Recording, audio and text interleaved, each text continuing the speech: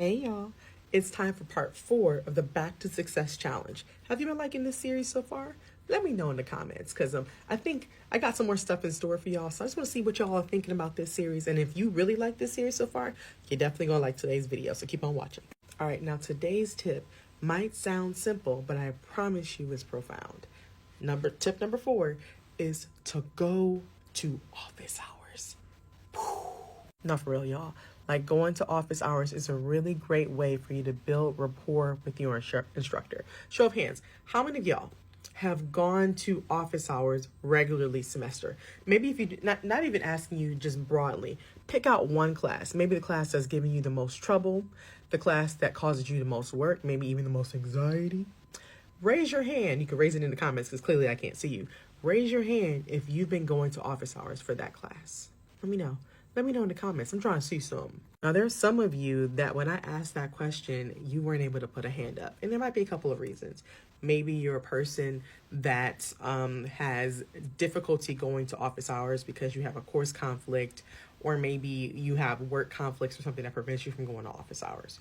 Or maybe a person that feels a little bit of shame or guilt because you're struggling and you don't know where to start, where to begin. You're a little bit nervous about talking to the instructor because you don't want them to look at you a certain way.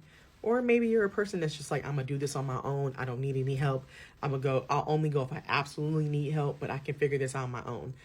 Here are some tips for you no matter where you fall on that spectrum. So for those of y'all who you have a conflict, work conflict, another course conflict that prevents office hours from happening. Well, first check to see if your TA has office hours.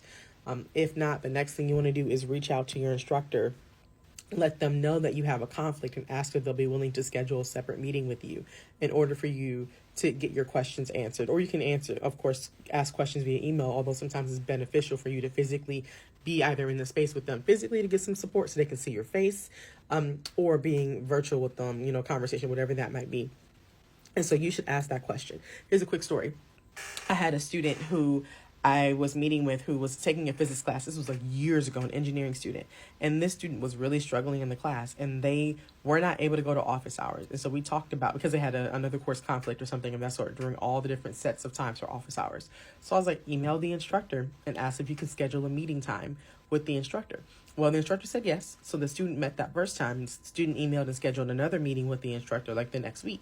And the instructor was like, why don't we just set a standing time for me and you to meet every single week? So it was like this student got their own essentially individualized like office hours, all because they took initiative to reach out to get some support. And that means if you schedule those meetings, baby, you need to show up to those meetings. Don't be like, oh, so sorry, I forgot. I'm so sorry. I needed I had this come up and it just kind of slipped my mind. That's why you need to go back to, step 1 of what I mentioned in the series. Get a planner and put everything in your planner and your Google Calendar, because you cannot miss those separate meetings that you schedule with the instructor. Okay. For those of y'all who feel shame, or, guilt, look, they won't know what you need help with unless you go and articulate that you need help, right? And sometimes instructors, and I've had an instructor, here's an example of what happened to me. I was struggling in a course. The instructor knew it. I knew it. I was like junior level course, and I was just trying to make it through. And so the instructor invited me to office hours because I talked to him. I was like, I didn't know how to describe what I didn't know.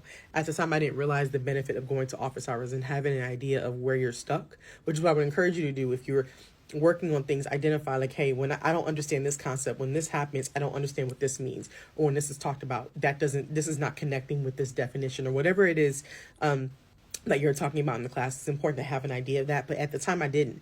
And this instructor still went above and beyond. He literally invited me to his office hours and scheduled like basically a meeting with a start time and no end time. And his goal was to essentially reteach me content to make sure I understood enough to go into the exam. Now, y'all, when I tell you that person went above and beyond, I still remember that instructor's name. He absolutely amazing man. He didn't have to do that for me, but he did it because he wanted to see me succeed. And had he not done that, baby, I would have failed that exam, okay?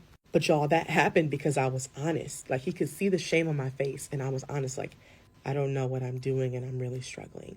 And he said, just come to my office. Let's talk through this. Let's get you some support. And that's exactly what he did. And to those of y'all, like, I don't need no help. I'm INDEPENDENT. Do you know what that means? And you can do it all by yourself. You need people in this life to help you, whether it be, you could be working on a team, especially those people who might be in those STEM fields. Like, I can do this on my own. Baby, you're going to be working on teams.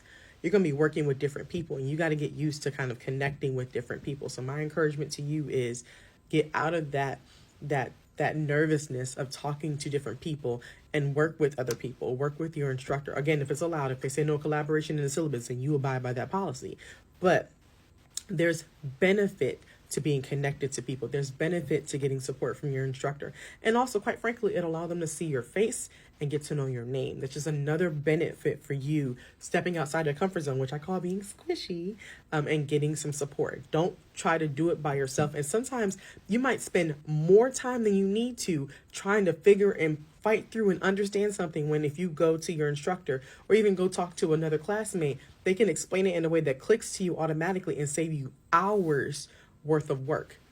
Use your resources. They're there for a reason. Now, again, remember, office hours for everybody is a great chance for you to build rapport with your instructor. And there'll be some students who will come to me, because there's another category I didn't include, and I purposely waited till the end. Those students who are doing well, and you don't feel like you don't have a reason to go to office hours because you're acing all the things, right? You understand all the concepts. What do I go to ask questions about?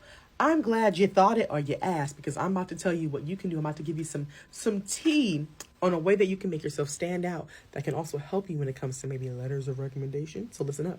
All right, here's what you do. For that topic matter, for that class that you're in, let's say, for example, it's a physics class, like a history class, whatever that might be, look up schools who have really strong programs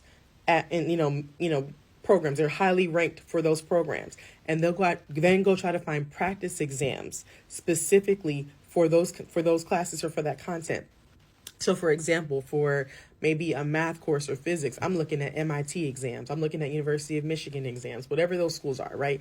And attempt to do those problems or those concepts, whatever kind of shows up. And then go to office hours. Take it to your instructor and be like, I know that these are not problems that you assigned, but I really wanted to make sure I grasp the material, and that no matter what is thrown at us on the exams, I'm able to apply the concepts properly to solve problems.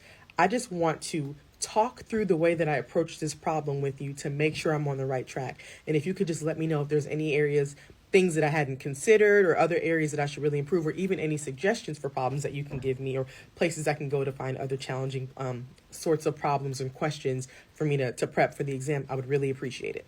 But baby, this does two things, okay? First, you get the opportunity to talk to the instructor to actually get feedback. Sometimes the instructors can give you really great feedback, like, oh, okay, I'm glad you really try to focus on this concept, but I might not be covering on this as in this much detail on the exam, or whatever that might be. Or they can say, actually, I found this really great resource here, and I used that a lot when I was going through undergrad, so this might be a really great benefit to you if you consider that. Those are some things that might pop up for you as you're talking to the instructor, which can actually give you additional resources that you can use to help you study. But another benefit that you get from doing that exact thing that I just mentioned is that you're essentially giving the instructor an anecdote. Right? So you're not just a student in their class that's getting an A in the course. You're a student that's getting an A in the course because you are going above and beyond, and you are literally approaching problems, taking different problems, taking resources from different institutions to really make sure that, and analyzing it, dissecting it to really make sure that you're understanding the material and able to apply it to any problem. You are a problem solver. You have initiative, all these different things that they can then highlight in your letter of recommendation. So let's say, for example, an internship or a grad school program, whatever it is, gets 2 letters from instructors or whatever that is, right? Or 2 students who have an A. One student just says they got an A in my class, whereas for you, they say it says you went above and beyond. You went to go find problems. This is just an example of the student's tenacity. Now, who do you think stands out between those 2 letters? I'll let you know. It's you. Y'all, all that to say, office hours is a really great benefit to you as a student. You can not only build rapport, get information and support on the content you're learning, but you can also start to connect with the instructor, and that can open up doors for opportunities, for research opportunities, other internships. They might networking opportunities, just because you made it a point to go to office hours regularly. So make it a point to go to office hours, once a week. Hope this helps. Love y'all. See you later. Bye.